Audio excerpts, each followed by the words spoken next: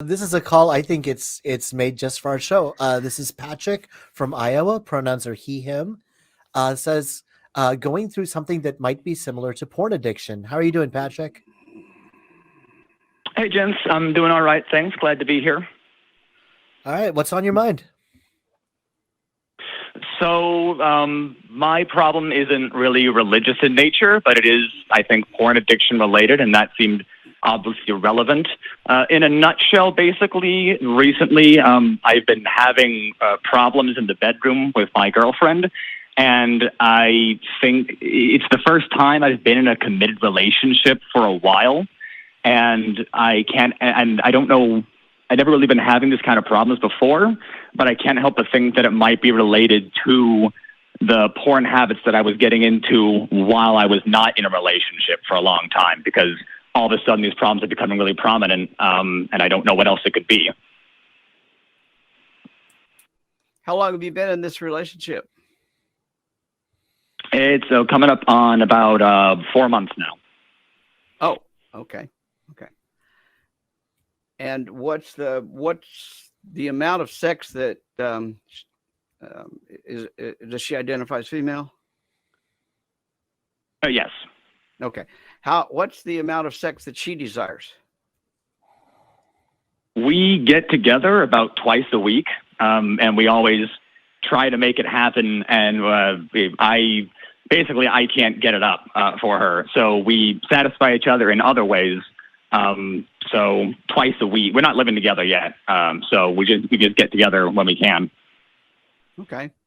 And do you use anything like Viagra or Cialis or anything like that?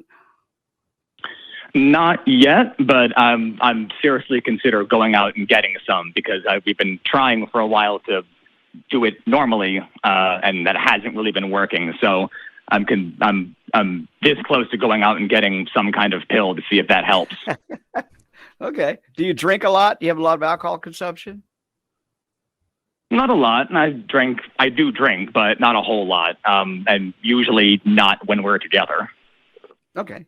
Well, good. I'm sorry. I'm kind of dominating this, Christy or Puck. Do you have something you want to add? Mm-hmm. No. Please. Yeah, I appreciated watching you work. Yeah. I certainly would want to get to know you a little bit more, Patrick, and be mindful about like pretending to give you some sort of diagnosis or like clear answer over the air.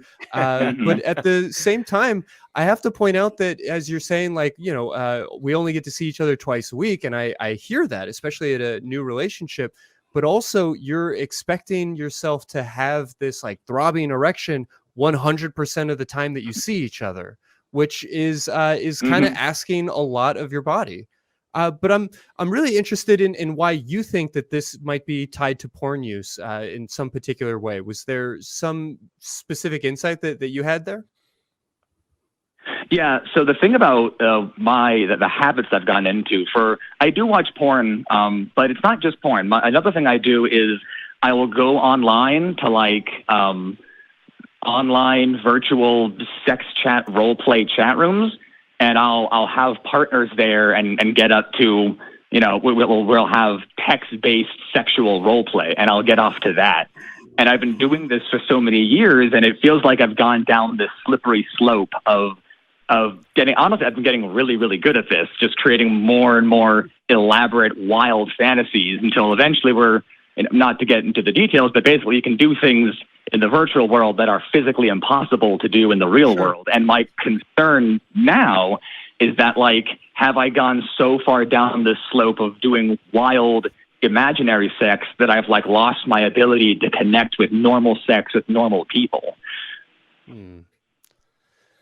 Well, Darrel, I'd be very curious to hear what you have to say, but I'll certainly say that, well, yeah, it can be true that you hunger for what you eat, and that if you have habits and you sort of have a narrow diet and you specifically have the exact same experience or a experience that has a lot of the same hallmarks over and over again, that you can carve a little bit of a psychological groove there and get maybe stuck in a rut from time to time. But I certainly don't think there's any reason to believe that your brain has been damaged, that you've like lost your capacity here, or that there is something that isn't going to grow back. I definitely don't want to leave you with that impression.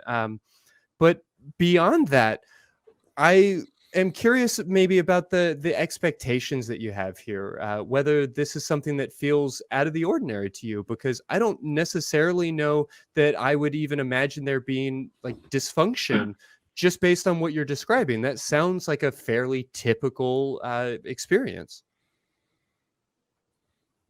Yeah, I mean, my expectation, I mean, I'm crazy about this girl. I'm attracted to her, and I want to do it with her. I mean, I wouldn't say that my expectations are anything out of the average, but I also don't really know what the average, I guess, would be in that case. I don't know. What do you mean by my expectations, I guess? I'm afraid I don't really know how to fully answer that question. Yeah, I guess I just mean to suggest that it is not the case that like desire and arousal are the same thing.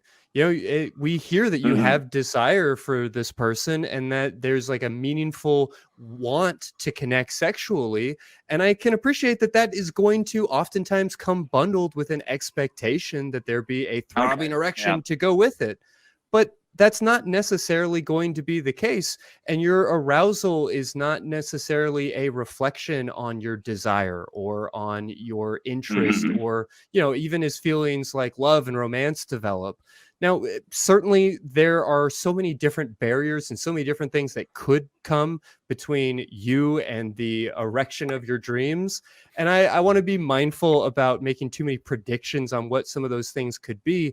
But I also know that it's healthy for human bodies to act like human bodies. And oftentimes the sense that there's something wrong with us is not only misguided, but can also be part of the problem, something of a self-fulfilling prophecy. Because, like Dan Savage likes to say, erections are a little bit like Tinkerbell. You kind of have to believe in them to be there in order for them to show up. No, you're right. And I think so. Yeah, my expectation is that if we're only having sex twice a week, I figure I should be able to get a boner for that. But I think you're right. I think a lot of it is just psychological. I think a lot of it is just maybe performance anxiety. Because remember when we first got together, it worked perfectly well. And then for a few rounds, and then it just kind of stopped all of a sudden, and it hasn't worked ever since. And I can't help but think that there's some kind of worrying about not getting erection is robbing me of my erection. So we're still trying, and we're trying different things, and I'm trying to alter my porn diet as it was. So, we're working together on how to get it going properly again. But just my expectation that there be a boner that I can use when I want to use it, that has not been met as reliably as I would like it to be met. And I don't want to dismiss that or act as if that's not a meaningful pain or a meaningful problem, while also just highlighting that mindfulness is kind of a bitch that way. The best way to not be able to fall asleep is to lie in bed trying desperately to fall asleep. So, let me encourage you to do what you're doing, because it sounds like you've got great tools. Sounds like you've got a great partner that is sex positive and understanding, and that you are really taking like some very like healthy and intentional steps. And I don't want to discourage you from doing that. I just want to make sure that by trying so hard that you aren't getting in your own way.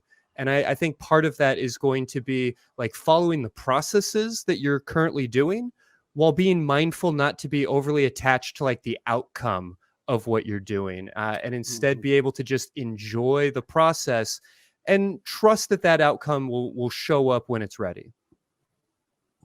All right. Well, thanks. I mean, that's really nice to hear. Thanks.